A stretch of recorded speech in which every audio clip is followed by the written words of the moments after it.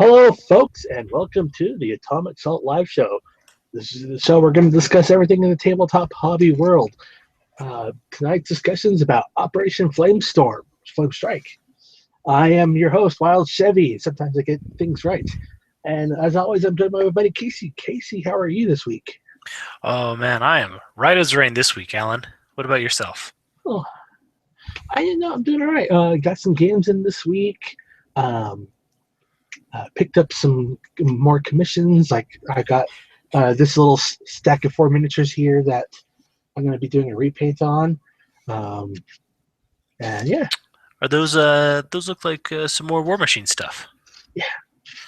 Is So this for the same person who you did the Victoria Hale model not too long yeah, ago for? so So they like the job you did. no, I think he just likes stuff painted. Um, so these were basically painted up by somebody else, and he's like, "Yeah, the face was. I don't like how the face looks. Hey, can you make it look better?" I'm like, "Okay." He's like, "Here's some money." I'm like, "All right." So yeah, I got these four ladies here, and then like this really looking like this very male looking female from like the Infinity line. I'm gonna do a touch up paint on. Oh yeah, dude, that model sucks. That needs a lot of love. You ought to just take a rattle can, go right over the top of it, and start over. So what did you do this week that made you so chipper? This I know you were you were Mr. Mom this week. Was that what made you happy? Yeah, I was definitely Mr. Mom this week, so that was a lot of fun. No, I love I love my kids, but I do not have the maternal instincts, and the house is standing. The kids were not abused. They went to bed with full stomachs and love in their hearts. So at the end of the day, I did my job as a dad, but it was incredibly stressful for me. And just to ratchet it up just a little bit more, I entered a painting competition for SaltCon. No, what is SaltCon? So SaltCon is the Salt Lake or the Salt Convention. I'm not sure the full name for it, but it's basically a tabletop gaming convention that we hold here every year. And they've been doing it for a long time. Is it tabletop or like board games? Mostly board games. I think they do a little bit of tabletop, but not a lot of miniatures, which was kind of surprising because they did a painting contest this year. And I found out about it about a week and a half ago. They're like, "Oh, hey, you should enter this." And I was like, "Well, I don't really have anything. The only thing I've got is this one guy that I'm working on." And it was the new Achilles model for Infinity, from Corvus Belli. It was their 20th or 10th anniversary or whatever it was. But I was a little hesitant to put him in because I hadn't done anything special to him. I'd already glued him down to a slot base, and I had for gaming. For gaming, yeah, he was going to be a game piece. Definitely, I hadn't done anything special to him. In fact, after I had primed him up, I had realized I had even missed a few mold lines.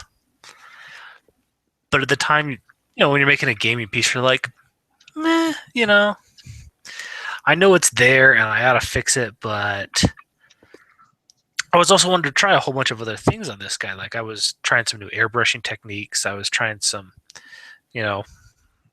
tutorials that I'd seen online for how to make some cool power sword looking weapons.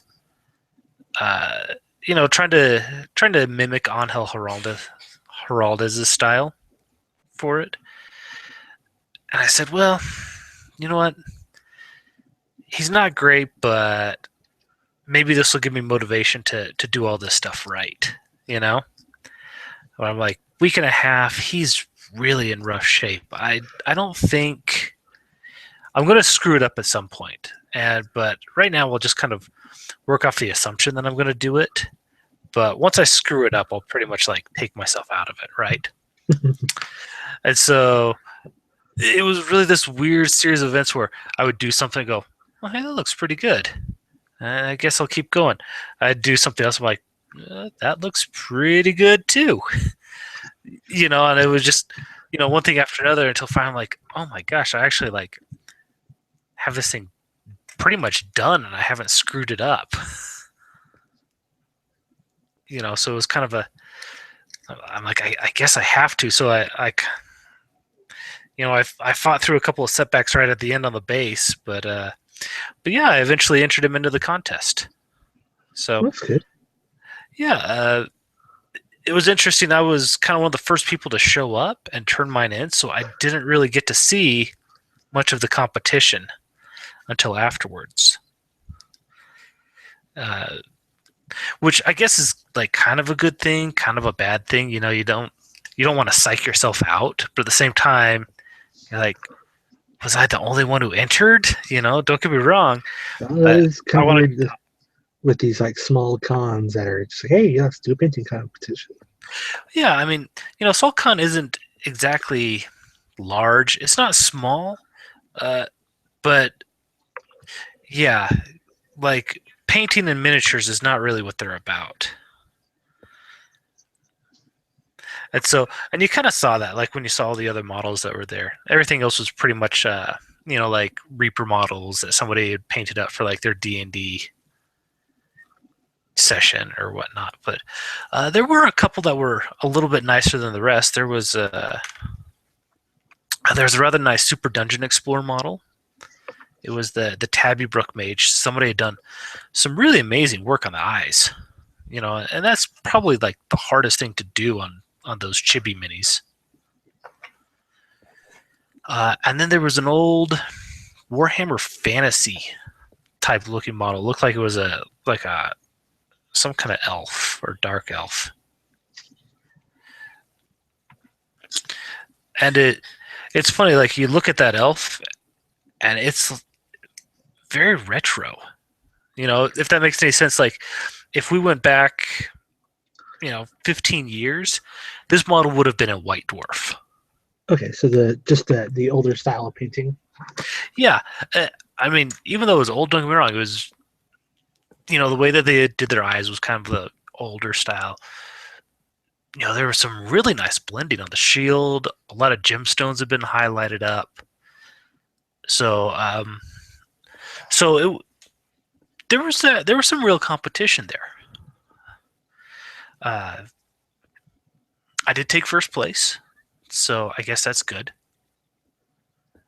Let me see here. Do we have a minute? I'll show you guys what I won, if you don't mind. Let me pull up some photos because Oh yeah. Now let's say this in advance. Casey entered this, but I was a judge, and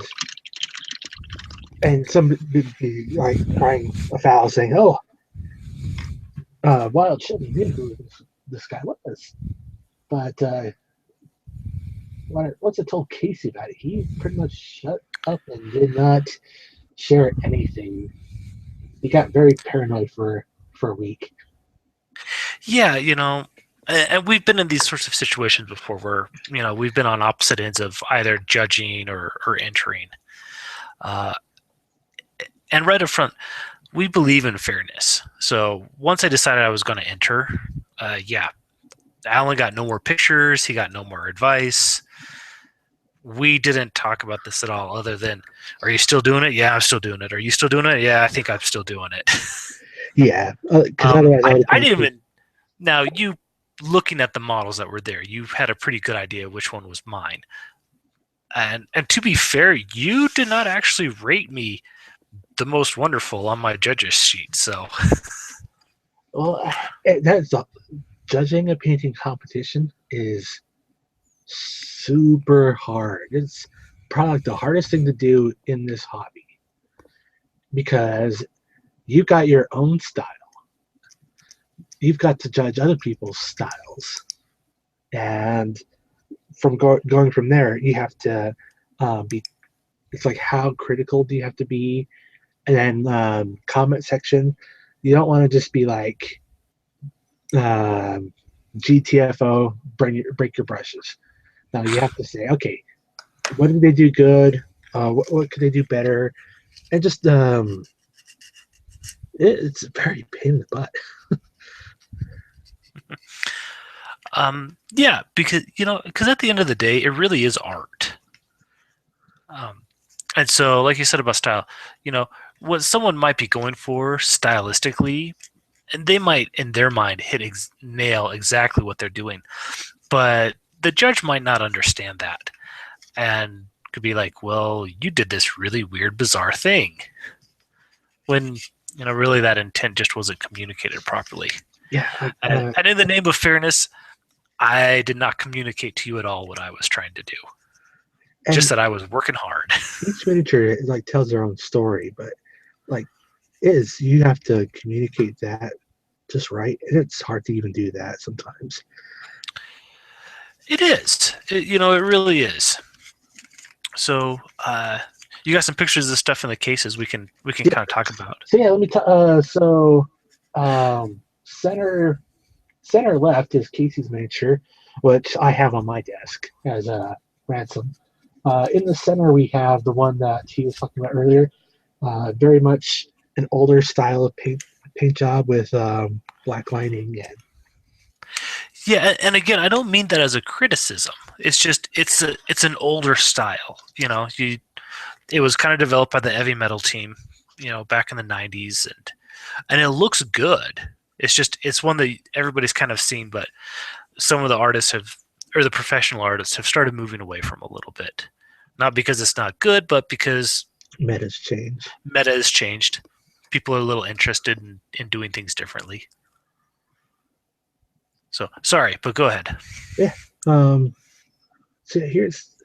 Let me see if it'll go to the next photo. Let's see, did it change? Yes. There we have the Tabby Brick Mage. Um, some War Machines. Even though it's a very early competition for this convention, the one thing I had to be critical on was the lack of bases on some of these miniatures.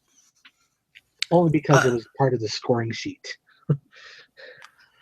Yeah, and I guess that's kind of surprising for me too. We come from a miniatures gaming background where everything has to have a base. I suppose if you're playing like a D&D type models, bases aren't quite so important. Well, I think you kind of really would need that anyways for just so it doesn't wobble. Yeah. But yeah, these were some of the miniatures. The interesting thing was, while we've got them up here, is so number 5 is the Tabby Brook Mage that I mentioned earlier. And this was kind of an interesting one because the eyes and the face, they just did like a really exceptional job on. And the ears looked really nice too, but now remember, take this with a grain of salt, folks, 'cause I was entering.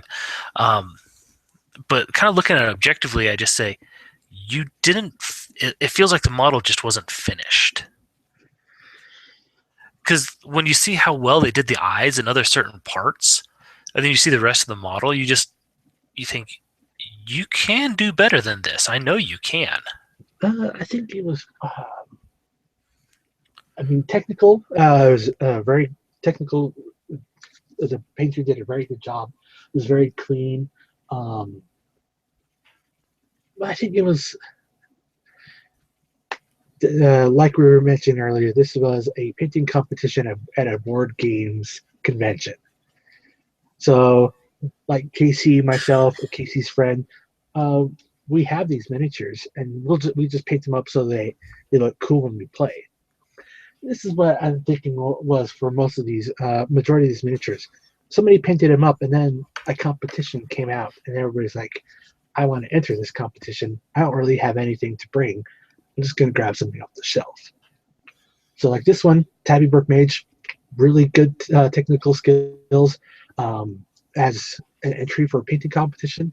Had a lot of the mold lines still, and so definitely could tell that was something that was never thought of in hindsight. Yeah, but again, I want to emphasize like those eyes just looked amazing. Whoever Oh was yeah. doing that had that nailed down. You know, they cracked that code. Number one was also kind of an interesting one, mostly because it was the only 40K model in there, if I remember right, which is kind of unusual. You know, usually you see a lot of 40K stuff around. Uh, it was an Eldar model, and again, there was a few things that looked really nice, like the cloak. They were trying to do for like a Starfield effect. It looked like they were trying to do like some OSL coming up from the ground on her. But then there's just a lot of other parts that were just kind of not quite finished. Um, the war jet, like there's quite a bit of War Machine. So number 14, I remember looked fairly nice too. They had done a really nice job on that axe.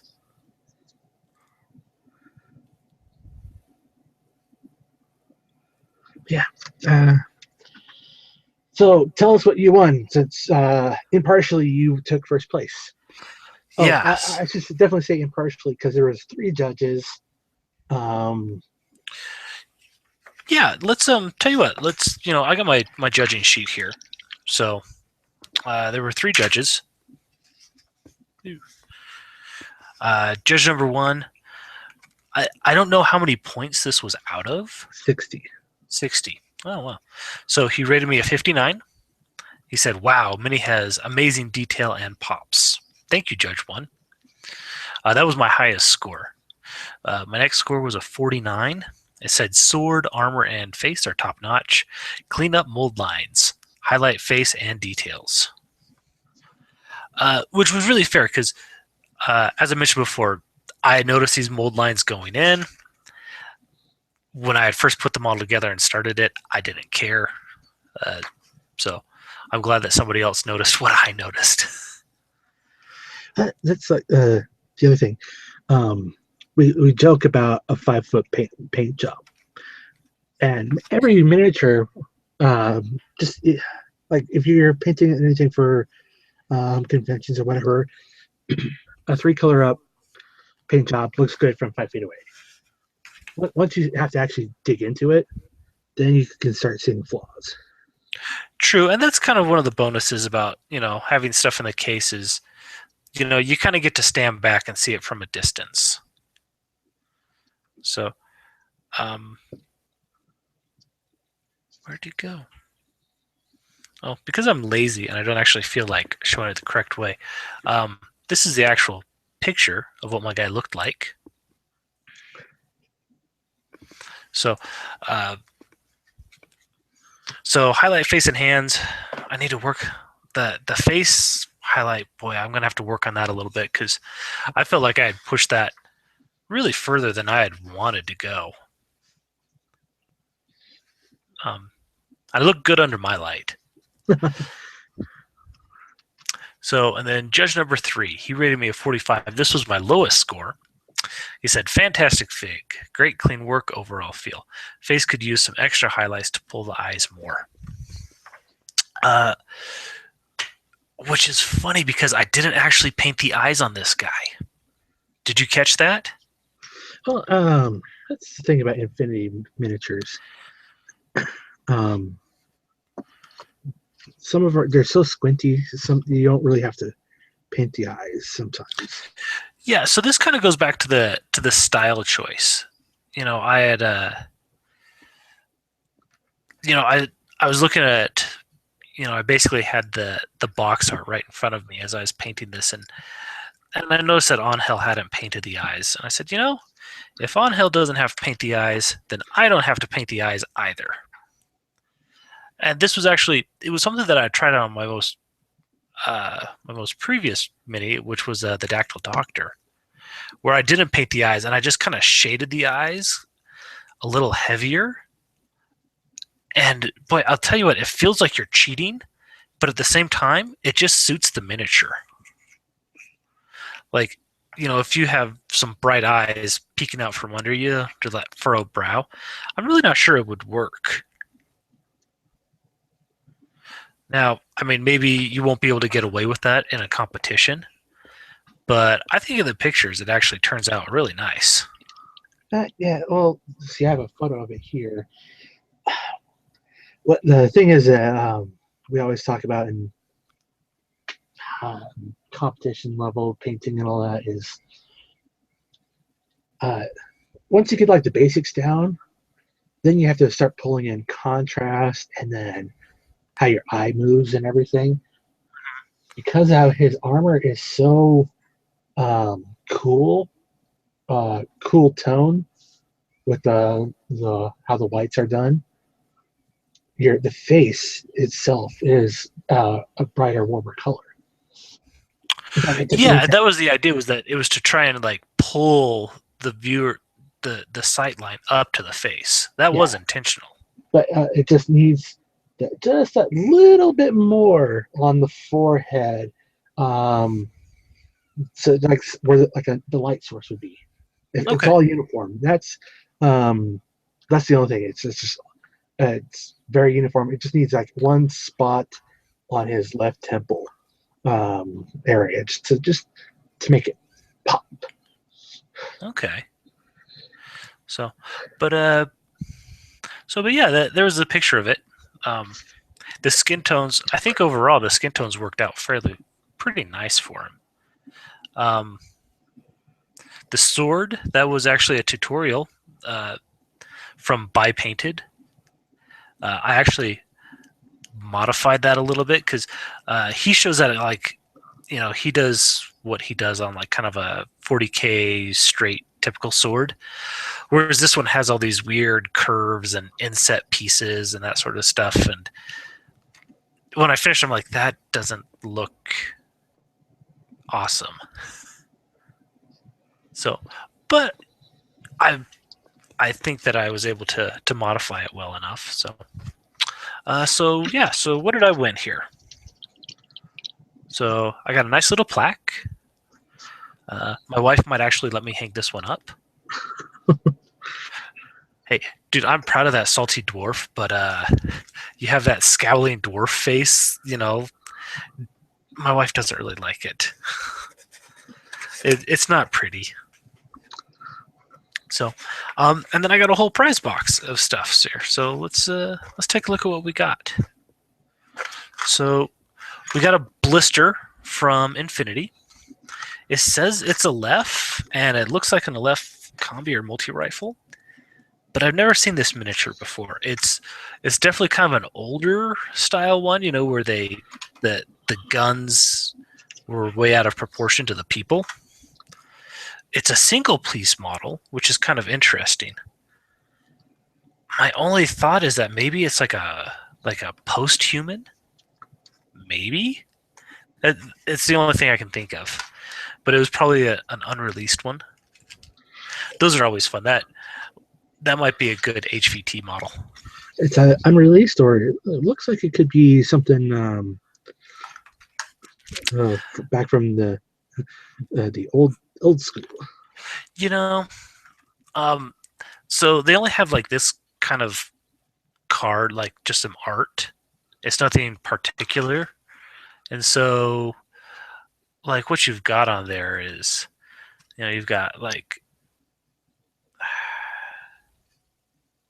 yeah, a post-human is the only thing I can really think of that this might be. So, but either way, that's cool. I think that one will paint up nicely, and that'll be fun. Let's see. Yeah, you'll go to a tournament, nobody else will have it. This is true. They're fun conversation pieces, we got some bases from Secret Weapon. So some nice 40mm bases. I love Secret Weapon bases. I was actually thinking about getting some, and then they gave me that. So we have the Arcane Effigy from Weird Miniatures. So he's kind of a... Is that what you're working on tonight? No, I'll get to what I'm working on here in just a few minutes. Okay, now this is the mystery of the box right here. Is this little gal. She's on a clear hex base that says Unity. And I tried Googling, and there is a game out there called Unity, and it's a sci-fi game, but It's more 28 millimeter, and they use regular bases. So I have no idea what she's for. I mean, she's tiny. Uh, just to give you a bit of scale here, here's a paint bottle. She's really little, and she's this white, plasticky, almost like a Reaper Bones kind of material. So, if anybody knows what that is, drops a comment, and I'll tell you what. If you can identify this figure, I'll give it to you. Got a whole bunch of Flames of War paints. We've got, there are 6 of them. So there's Field Drab, Panzer Gray, Camo Beige, Camo Dark Green, Flat Earth, and Khaki. So kind of like your typical camo patterns and stuff, which really makes sense because they also gave me a couple of Flames of War tanks. So 1 German, 1 American. I think it's American. Looks American. So is that going to be a new hobby for you now? No, probably not. But Hey, I do have some USARF guys who need to get painted up, and I could really use some of these flat camo-y type stuff. Ooh, a sticker with the Aquila, praise to the Emperor. From Mantic, we've got a sprue of Orcs Marauders. And this is actually for their Warpath game. So that's kind of cool. They're at the end of the day, they're orcs.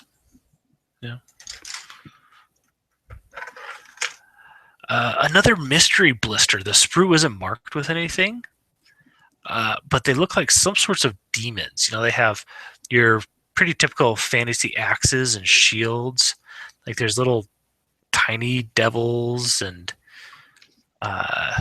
one guy's throwing a fireball. So I'm not sure what these guys are, but give it to your daughters. Yeah, that's a great one to get them started on. Nothing bad will happen from there.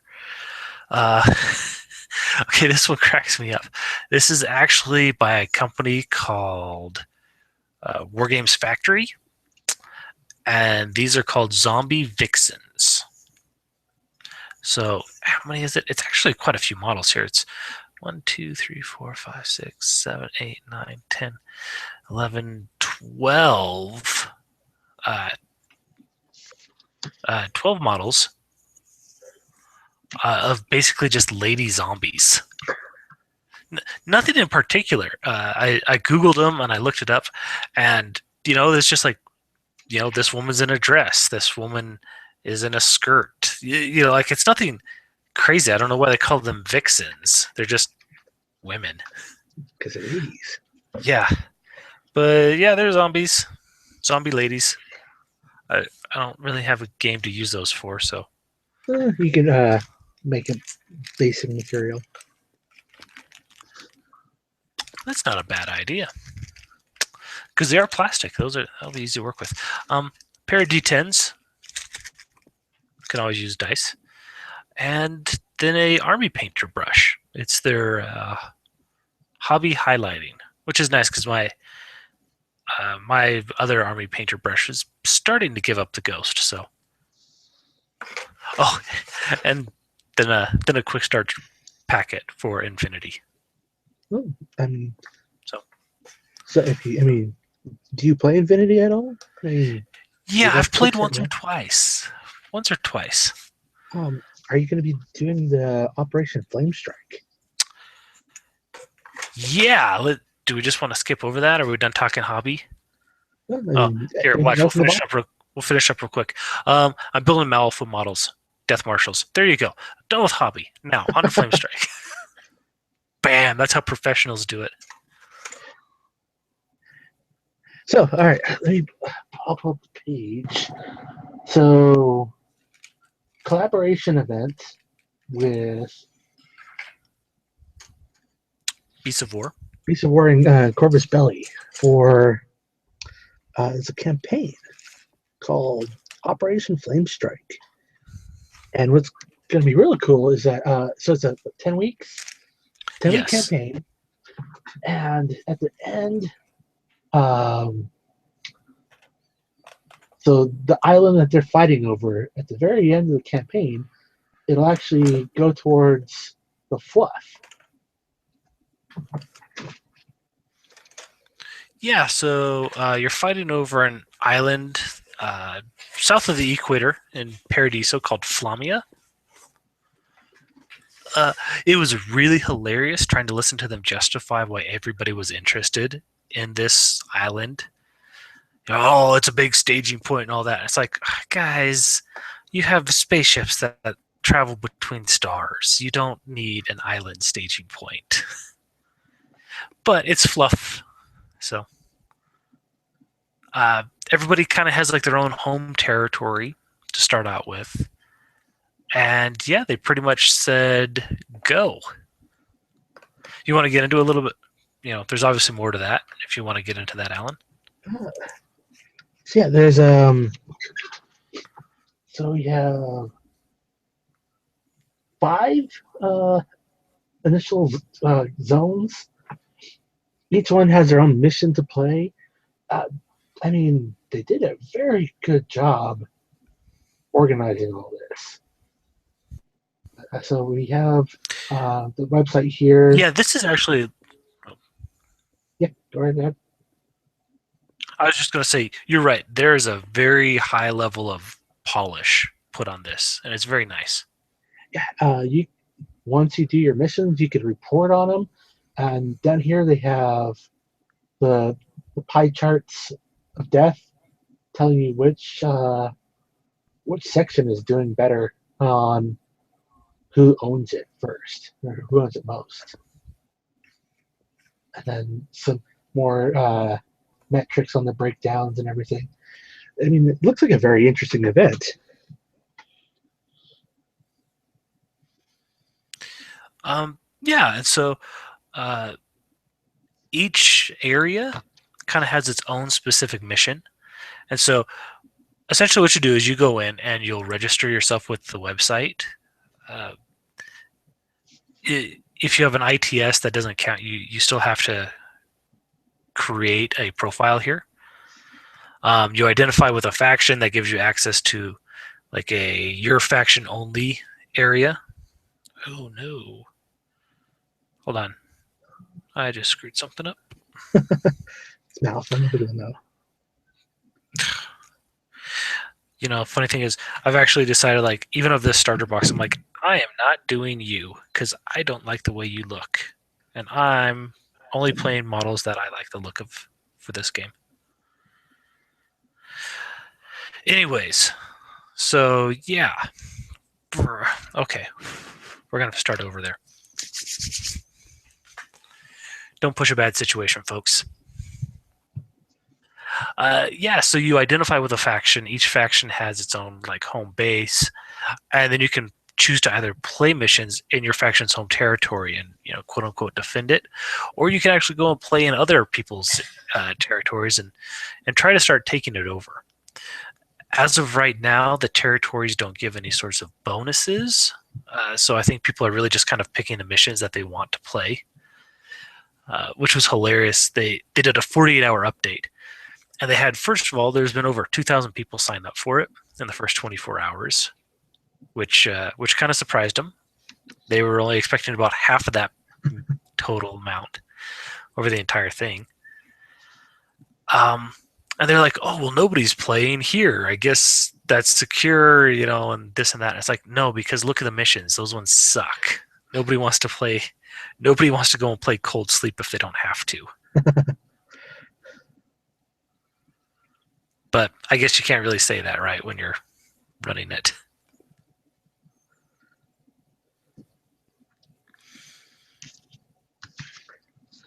So have you had any experience actually running this yet? No, I really want to get into it. Our problem with our local meta is that it's just there's no the one store that plays regularly. There's a a long drive to get to. Which store? Shiv? Yeah. Yeah, you kind of got to set aside a day for that. And so we just need to get our a local play group going. But I mean, it looks fun. I really want to get into it. Yeah, I'm really excited for it. You know, I'm not sure a lot of tactics have really come about yet. It looks like we'll have the ability to kind of organize and, come up with, tactics and, groups will try and focus and hit certain areas. I'm not sure how well that's going to work, but there you go. You can do it. I hope it works out. That would definitely be cool. I'm not quite sure Infinity is big enough for that yet. But yeah, going back to the website, it's just slick. I mean, they've got videos. You can upload battle reports. You can do video bat reports, pictures. It's really nice. Beast of War did, as part of their initial breakdown of it, they were showing, the different groups. No surprise, Nomads and Pano were the two largest armies participating so far in it. I call that the ice storm effect. The least amount was Eugene. Oh, no, Eugene was up there. The smallest amount was Toha, surprisingly enough. And consequently, they were also showing like points scored. So Toha hadn't scored very many points. Combined Army had a decent amount of people, but they weren't scoring many points. So that kind of lends itself to what a lot of people say about the efficacy of the Combined Army right now. Yeah, well, I mean, they're an army where if you want to punch somebody in the face, you could do it. Are you going to get objectives? You're going to have to think about that. Yeah, the Combined Army are just like one or two tweaks away from being the scariest thing you've ever seen in this game. And hopefully Onyx will do that. Yes, hopefully. But luckily, it sounds like Human Sphere 3 is actually coming out for Adepticon. Yeah, and we're not going. No, we're not. I can't go all the way to Chicago just to go and play. We could road trip. We could, but we won't. Like honestly, after going to LVO, and honestly, like I think if you look at the numbers, LVO was much bigger than Adepticon. Adepticon has just been around for a lot longer, and so I think give LVO a few years, and it will be what Adepticon is now. So, but yeah, if you kind of look at this chart here again, you can see Pano is leading. I think that they're kind of one of the most popular factions right now globally. And it's no surprise they're one of the factions in Operation Ice Storm. They have great looking models, top to bottom. Almost their whole line has been reworked. You could take a tag outside of sectorals. Yeah. Their sectorals are, and that's the interesting thing is, I don't think a lot of people actually play their sectorals. Yeah, military orders is real tough to learn. Yeah, there's that. Condimento has a lot of trouble. Their specialists aren't particularly good or cheap, and for Pano, that's saying something. And their doctors like to kill their own people. Neo-Capitoline Army has some cool toys, but they're very expensive. So I think most people are probably playing vanilla Pano, which in my mind, is really the best way to play Pano. Because then, like you said, you get access to everything. So, yeah, Operation Flamestrike or Flamestorm or whatever it is. Operation Flame On. Looks like a lot of fun. So, we're going to have to try and get maybe yourself, we'll get Austin over, we'll do 2 or 3 rounds for everybody, and we'll learn how to input all this stuff. Maybe do some video battle reports. Yeah, that'd be interesting to do that. You've got some cool terrain. I've got some cool terrain. We'll throw down one of the fat mats. It'll look good. Yeah. We'll get our game on. Yeah. I'm fully painted. Austin's fully painted. You're full. Oh, wait. You're not fully painted. I can run a fully painted list. I just got more miniatures. Mm-hmm. Sure.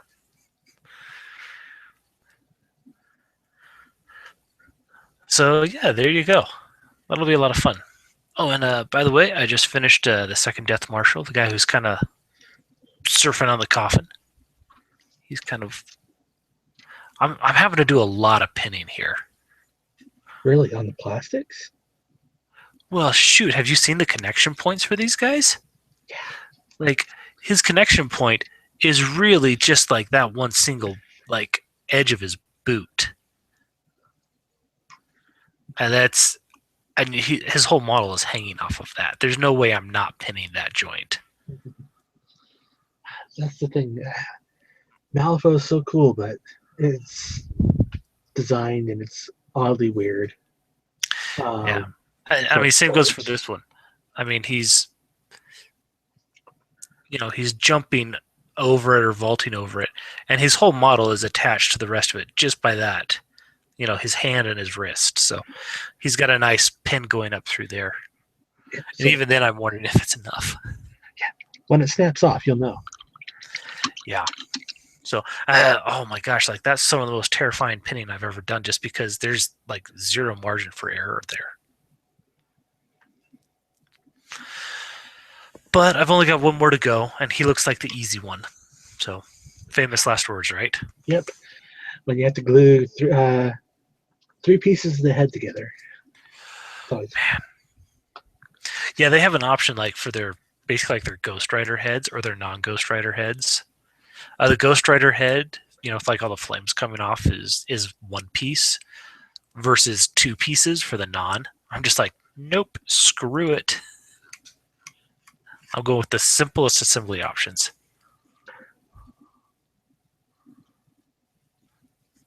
So what about you, Alan? You played any games this week? Let's see. Did not do any Infinity this week. Did some War Machine.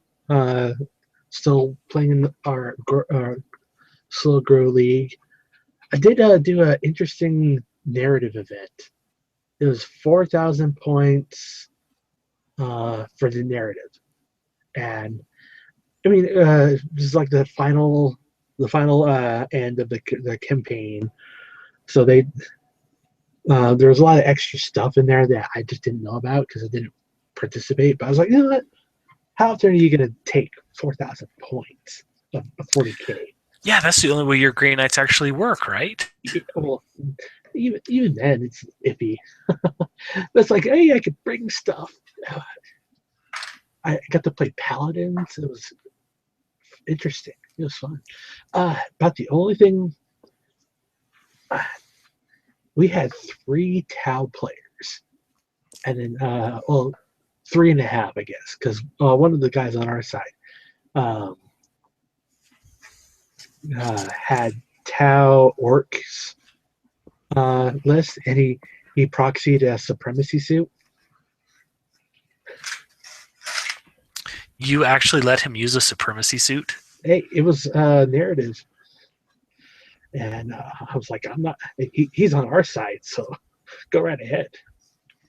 But yeah, it was very interesting. It's a narrative, so it's fun. It's supposed to be fun and fluffy. It's not about beat down, not about wrecking face and being the top winner, because there's no real top winners. It's all just about which side gets the best or has the most fun. But man, some of these people were bringing some lists that were just, you're like, really? Are you gonna? Why are you? Why are you bringing a Decurion with all these like min max rules and all this stuff? I'm like, it wore down the game. And you could tell some people were just salty towards the end because they're like, why did I have to face this? So let me ask you: did you confront any of those players It was not about my. their less than friendly lists? I did not, because I was not the organizer, but the organizer did say something, and the guy's response was like, "This is all I have. This is all I own. Why can't I bring it?" And the organizer's like, "You can bring your stuff. Just you don't have to play these rules. You don't have to. you can lose a unit once in a while." Yeah, and nobody likes to be told that they can't bring their toys to play with, especially like in a narrative game. But you're 100% right. There are ways to turn something into something that's a little more fun to play with, mostly by toning it down a little bit. Especially like that supremacy suit. I don't think that there's anybody who really wants to try and fight that thing. Then it's like, I mean, the supremacy suit itself, it's like, how do you kill that thing? I mean, it just seems like a. I think the guy was telling me, he's like, yeah, they math hammered it, said it would take 36 grab shots to kill it, and all. I'm like, outside of a apocalypse, where are you gonna bring to take something like that down? I brought a knight. I mean, my knight lancer. Sure, it looks scary because it's tall, it's super big, but you know what? It goes down like everything else. Now we're talking about the Forge World supremacy suit, right? Yeah. Yeah. I mean, it's not. You're not supposed to be able to take it down. It's a Titan. I mean, Tau players will argue, but if we're really being honest with ourselves, it's a Titan. I mean, you stack this thing up against like a Warhound. It is really what this thing is meant to be dealing with, not groups of guys. Yeah. So, well, I'm sorry you had to deal with a couple of those guys, and I'm even more sorry that they were Tau players. Tau, we can do better. We really can. I think it's. I mean, we start to gripe about the game because 40K, it was balancing out, and then they brought back the power curve. And it's like, I was talking to the other guy who brought Blood, because I brought Blood Angel, Grey Knights, and my Knight. I was talking to the other guy, I'm like, I have nothing in my codexes that could effectively beat him. And it's like, I have nothing. I don't know what to do. I really wish I had that punch in my army that says, okay, this can do this, and you should be able to put up a fight. Because that's, I mean, at the end of the game, at the end of the day, tabling somebody's not fun. Getting tables not fun. But when you go to that 7th round, and it is just like it's down to the last roll of the dice, those are the best games to have.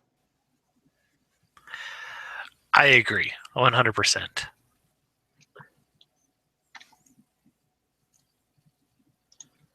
Yeah. So, folks, Casey, do you have anything else before we close out the show? You know, that's it for me, Rare. All right. So, folks, let us know what you think. Are you playing Operation Flamestrike? Let us know what factions you are, who you are in the comments, and we'll see about facing off with you, or talking smack or getting our smack talked about us. Yeah. So like this video, comment, share, subscribe to see more. We'll be back next week. Casey, anything else? No, just as always, if you want us to talk about something or there's something you'd like us to take a look at, just give us an email at theatomicsalt@gmail.com. This has been the Atomic Salt, and I just blew Salt Khan's mind. Yes, and I am holding his miniature hostage. Good night, folks.